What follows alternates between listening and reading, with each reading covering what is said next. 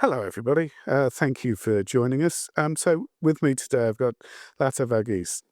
She is SVP Regulated Industries Market Leader at Rackspace. And one of the reasons we wanted to talk was Rackspace have been working closely with Palantir. And Palantir are kind of the poster boy for FDEs, forward deployed engineers. And everyone's talking about forward deployed engineers, right? And Lata is working in spaces where making AI work is really difficult because we're talking about complex environments, we're talking about lots of governance issues, regulated industries. So I thought you might have a few tips for us all. But let's kick off with the whole question of what even is an FDE? How are you defining it at Rackspace? Um, Before I define what an FDE is, let's talk about what that FDE does, right? So they are basically it's a combination of engineering process and domain that needs to come together to scale any AI use case in production. And I manage the regulated industries, which is healthcare and banking financial services. Every one of our clients has been doing the same things everybody's been talking about all day. They've been starting pilots and not able to scale because ultimately it comes down to the infrastructure. What is it going to take to run all this at scale? What's the cost of it? How do I govern it? How do I audit it? And so forth, right? So when they start to think about, and that's where Rackspace's positioning is, very unique because we run the entire stack from the infrastructure to the inferencing to the data orchestration to the application layer. How are we going to enable these clients to actually take these things that they've built, maybe with a hyperscaler, maybe with other sort of solutions, point solutions that's all come and creating a bunch of AI sprawl in the system. How do I actually take and scale it? And then it all comes down to infrastructure, the boring old infrastructure, because you got to know that I have controls around this. What have I built? Will the scale? So that's where the FDE is really, I get less concerned about FDE as a term, and it's really what do they do, right? You need to bring these elements of engineering, process, and domain together to actually build close to the workflow, the data, and the controls for you to be able to actually scale the solution, right? Which means you have to observe the workflow first. You have to understand the constraints with which that workflow works today. Then you have to build with the users while you surface these production issues early. That is really what you're trying to do when you're building with this different type of pod team. And honestly, there are models in which, Palantir has done, the origin story of how they build the supply chain solution, right, for the COVID vaccine. But when you're working with the problem and with the users of that application or that system, you are going to unearth all of that early. You're not going to park it for later so that you can come back and solve it. So this is a way of building close to the problem so you can actually take it to scale. And then you have to operate it day two, right? It's not like you scale it and it's running. Somebody has to explain it.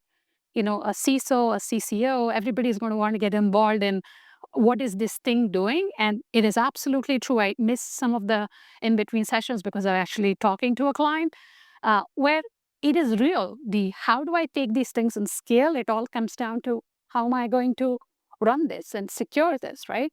So the FDE, how we define it is you've got these tools, much better tools, which potentially gives you a God view of the data. How are you going to fundamentally think differently about how you're going to build software with this, right? You're not going to bolt on yet another solution to an already complex environment and they're drowning, right? It's not like the CIOs we work with in healthcare. We already run infrastructure that speaks natively HIPAA and, HL7 and FHIR, right? They are going to be deploying some of these AI solutions at scale. When they have to come and also do the same things, you don't get a get out of jail free card just because you're doing AI solution. It has to come and run in that governed infrastructure. So when you do that, you have to be able to build it in a way that is explainable and auditable. And this is a different way to build software. It's not This the same sounds like way. Yeah, that's a lot of work, right? that is. For one unicorn type human being. What's really going on there with the FDE model? Does it have to be one person?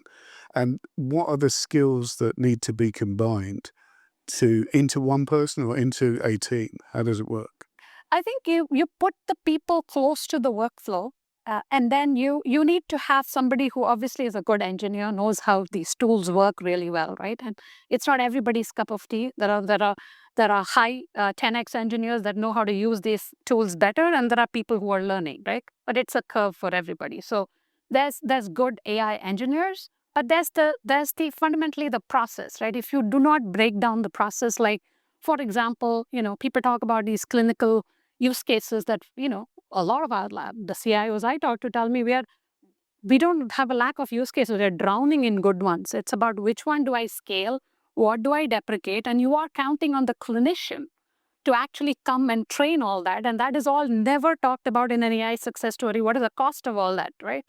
To actually build out that solution. So I think it's a question of how do you make sure that you are taking effort and time from people who are already trained for time, right? Clinicians are. So if they have to become the integration layer for your AI solution, you've failed. So how do you account for that when you bring in that domain knowledge to actually train the models? So I'd like to dig into that a little bit Yep. because it's easier said than done, right? And we can say we can get close to a process, or we can understand the business. How is it actually done? I understand there's some kind of hardcore workshopping required, 100%. because another of the kind of big sells of FDEs is that it makes everything faster to outcomes. So what's the kind of pace of work that's required? And what are those extra elements? You have to acknowledge that you have the engineering has to be tight, right? So we need the people. And domain, to be honest, there is some domain also comes from the business user. It's not going to come from, and I've lived in consulting all my career. It's not going to all come from the consultant. Typically, in traditional software development, you write the requirements, and then you have the contract, and then you have delivery, right? Here you're crunching that, and the tooling is changing, the technology is changing. There's a lot of pressure to adopt. So you have to acknowledge that some part of this is going to come by the users wanting to lean in and adopt, and make sure that you don't take that for granted, right? So if you start a bunch of these, and that's where the human element of it is, that user or set of users going to see enduring value for this, and that's where the IP questions come, right? They don't want to be training like frontier AI models. Like, are they reading my AI API pipeline and learning all my secrets? So that's when they come to, okay, I want to do it on my infrastructure, right? So the question you're asking is it one person? It could be, but it doesn't need to be. But you definitely need the application now. You need the engineering, you need the domain and the process. And for sure, there are clients we see who are getting ready to scale, and they are 100% thinking about infrastructure and how they have governance, control, and auditability. Because if you are, like for a banking customer, they've been sold a fraud solution is here. There's another solution, piping in for fraud. That's one use case, right? That creates another set of rules, another data dependency, another set of audit burden, right? So if you look at it in this kludgy way, they're like, how the hell do I scale this thing, right? So I need to be, when I'm sitting in front of a governance committee, I need to be able to explain that my same consistent principle is how all of these, right, the auditability, the governance has to be explainable. So I'm not saying that everybody is already there and doing it at scale, but the ones that are looking to scale are definitely looking at the infrastructure piece of it, and how this thing runs after it is deployed is super important, right? It's like the inference economics start to matter. What is it going to cost me? So all the way to say, look, if you don't think about this while you're building with that. So really, it's a different way to build software. Yeah. FDE, it can be one person, it can be multiple. You bring in a part of the right skill sets to go fix the problem, and you surface the problems early. So you go fix it, right? So I think for later. I think you might be giving some hope to people in the room, because one of the challenges is, where the hell am I going to find these FDEs from? Because they seem like they're magic.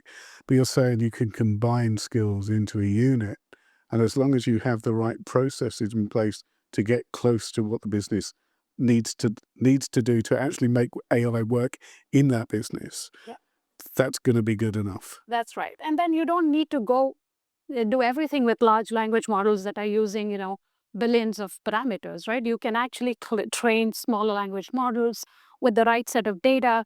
You can create an ontology. Again, I don't like to get caught on all these, it's not buzzwords, right? So ultimately, it's about getting a view of your data, making sure that you know how things connect together. And if you build a workflow and you've thought about 3 other problems, this is where the engagement from the you have to find a real problem that has multiple workflows that burden gets eased with time. So if you think about it right in the beginning, you are going to go solve a real problem. Then you get a continuous feedback engagement loop with the users wanting to scale it. And we are 100% seeing it, but they are worried about still, how am I going to explain? Because there's a lot of people sitting in the room, a CISO needs to know that what is the threat vector, and, if I do take this model to scale, what happens, right? A CCO is looking at it from data and governance and all of that. Everybody has to come together. So this whole model is really you surface it early. You know there is power, there's enough demand. People are buying these things. You have to get ROI, means you have to do this difficult work, which is, so separate the tech and the tech hype and look at the real applications. 100% we are saying people, we have to scale it. And what do I need to do that? Good. So it raises some questions for me, this kind of requirement to control the governance. In your experience, what are you hearing from clients now about sovereignty? And I'm interested in, you mentioned ontology. I think you mentioned it once, we got away with it. But let's maybe talk about context. And that's a more lingua franca. Everyone's talking about context engineering. And in some ways, I see what we are able to do with the capturing of context or ontology through the kind of processes you're talking about as a kind of first time we've been able to capture culture, because of the way things work around here. We're actually capturing that in a digital way, which we can then repurpose for the next primitive that comes along, because there will be others, right? We ain't stopping here. So who gets to own that? Who gets to own that context layer when you're capturing that? Does that stay with the enterprise? And is that part of the requirements that you're hearing now as companies want to control more of what the LLMs might want? So if you're asking about IP, they're definitely like, so the CIO that I was talking to earlier today, so like, you're on to something, because, I don't want my part, listening to all the API pipes and taking all my ideas and going and building competition. So you're talking about IP, they're certainly worried about, who gets to own that. They don't want to train that. When you say the ontology, I mean, ultimately, you build a set of small language models that are trained with the data for that enterprise, and they will, obviously, you're not going to go and, if you're building inside the workflow, you won't build for one and then not think about the future. So the moment you have engagement from real users, you are going to surface the right problem that everybody is going to lean in and want to take the next step and the next step. So from that standpoint, it is the set of users that come together and decide, I'm going to solve this problem. There's a bit of the client IP, of course, in that process, right? But this is where our model of our FDEs are not like, we're not saying that they are like, of course they are superhuman, but we're not saying that, you have to train them right with the right set of tools, and then they go and enable these outcomes sitting with the users and do the work post-deployment, day 2. They don't disappear, right? I've handed it over to you, it's your problem. They're still there running and operating those environments. So you have accountability. Your folk are being trained in the Palantir model. Yes, as well as Beautiful. We had a couple of partners, and that's where we look at, we have the governed infrastructure layer, right? Then we've got the inferencing layer, we've got the infrastructure part of it. We've got ecosystems of partners who can bring in the right set of tooling for the right set of problems that the clients want solved. And then you forward deploy engineers, call it whatever, right? But you basically, what I'm saying is, you bring this combination of process and process and engineering, right? And the domain will actually come part from the client, because if they don't lean in and give you can't claim to understand a client's full business. I'm certainly not arrogant enough now, despite all the time I've spent in the industry. So the Palantir model comes with a kind of halo of reassurance, right? Everyone knows that Palantir can make AI work in your company. That's kind of guarantee one. But it also comes with and it comes with a really high price. And so there's that scary bit as well. How are you guys managing the challenge of price in particular? Which is where, talent is not for everybody. And if you find the big enough problem where you are going to solve a big enough, you're going to significantly take out cost, right? You will find that, because that's the beauty of going and getting access to your data in a way that you didn't have before. Then you're able to go and create the right solution that unlocks that value. So if you're talking about Palantir software price, it is absolutely valuable when you do this work to identify where you want to deploy it, right? If you do that work and you know how much cost that you can take out, it is actually for everybody. But will everybody do it? Right. It's begs the question, right? It's about finding the right problem and putting the right set of eyes in terms of engineering and domain and process. I bring it back to that. These are the three elements, right? If you don't have all three ingredients and you don't have a view of what all you're going to scale, like, are you going to create a governed intelligence layer on top of which every agentic solution for the bank is going to think about that, in that way? Or are you going to put a fraud solution here, a KYC solution there? And this is what they get pitched at all the time, right? You integrate all this. I'm like, now I had AI sprawl, I don't know, and people are, forced to buy these solutions. So they're taking a step back and saying, how do I think about what I'm not going to scale labor linearly to grow? My business has to grow. How am I going to have agents replace some of the work I do? But where am I going to deploy it? What are the tools that will help me build the right set of agentic software? And that Palantir is truly powerful for that, right? May not be for every use case and every client, but it's powerful. So you mentioned agentic, and I'm interested to know how you're using that yourselves in order to scale the capabilities of your FDE teams. Yes, so we are eating our own dog food. So we are implementing internally Palantir for, part of our back office systems. And we certainly, that gives us the right to go and tell a client, here's what we found, right? Here's where it's really good. And it's wicked good. The tool is wicked good. Now, is it, again, going to solve everything? We are very realistic, right? You have to build towards it, but it's definitely a different and better way to build software. And there will be more solutions as well, which is why we look at it as an ecosystem of partnerships. And we are not like getting tied into, you have to only buy this. Ultimately, you have to focus on the problem. If you find the right problem to solve and you do the hard work to solve it, you're going to make progress. And just finally, is there any kind of lessons you think you can already draw from some of your interactions with clients and their appetite for this approach, the outcomes that they're starting to see?